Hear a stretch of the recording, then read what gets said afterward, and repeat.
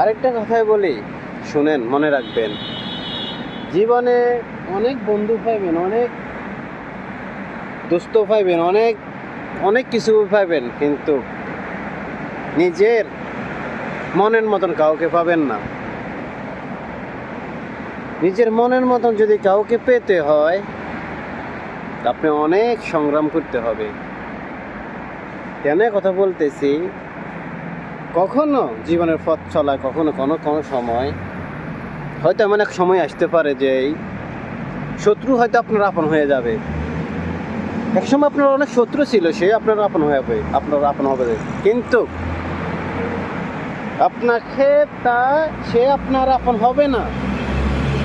সে এমনভাবে আপনার সাথে মিশবে আপনার মনের কথা জানার জন্য, কিন্তু